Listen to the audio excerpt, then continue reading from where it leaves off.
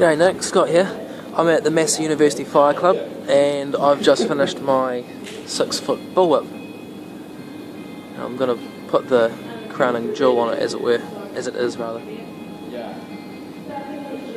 And this will be the first ever crack of this whip completed. I may have gotten a bit over-eager on the second belly when the end of the thong still wasn't plaited. I may or may not have cracked it then. So,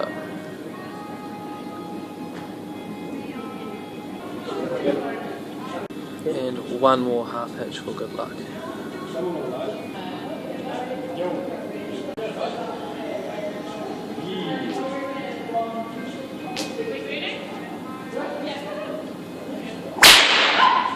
Good pop.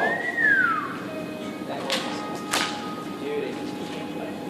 And it cracks so beautifully. So that's the first ever crack of my bullwhip at Massey University Fire Club.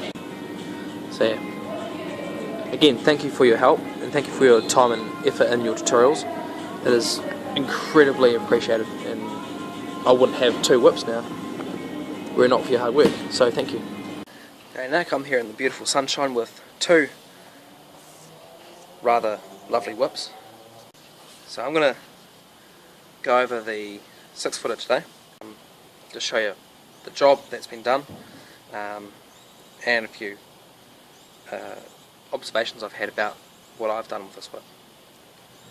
In your tutorial you specified a 10.5 inch handle.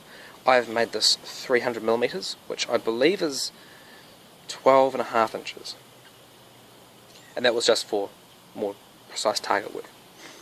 I put a Turk's head knot on the transition point, and I tried putting a bigger Turk's head knot on the heel knot, but that didn't work too well, so we'll move on. Going down the thong, you can see my plaiting job.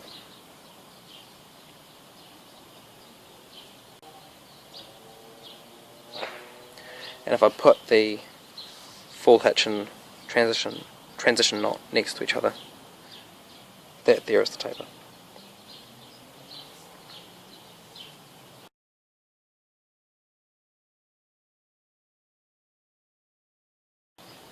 So all in all, that's the whip really, and obviously you've seen it crack rather well.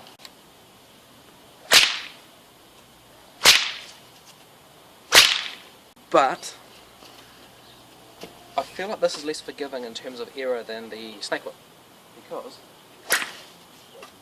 I get that sound quite a bit, and I think it's caused by the fall swinging through the air.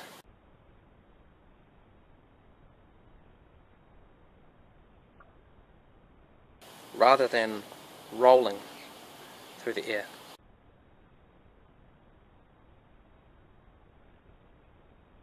Can the fall be shortened? Because the thong of this whip is a little under double of the 3-foot snake whip, but the fall is over twice as long. So I'm not sure if that's going to cause any problems with the crack.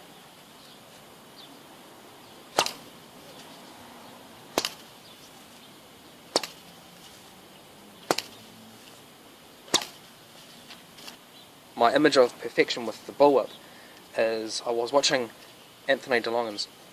If you type his name in YouTube, you get a show that he did.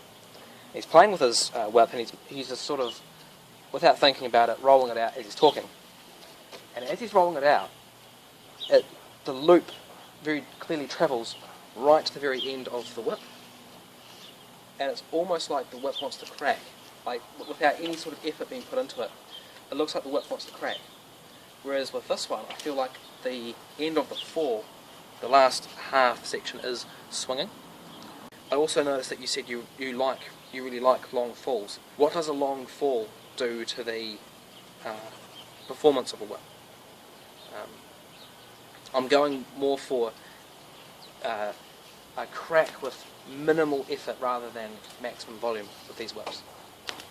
With this I barely have to do anything and I get the loop travelling right to the very end of the whip. My theory is that with the cracks I should be able to go up the scale in terms of volume? Is it a problem with the length of my fall on the BullWhip, or is it a problem with my technique? So thank you for your tutorials, thank you for your time, thank you for your feedback, and I'm looking forward to making many more whips. I've already had one person say, if you want to play with different colours, I'll commission 2 whips from you. So I have people saying to me now that if I want to play, I can make whips for them. Yeah, so thank you very much. It's been definitely a great little experience that I'll definitely be able to use in the future.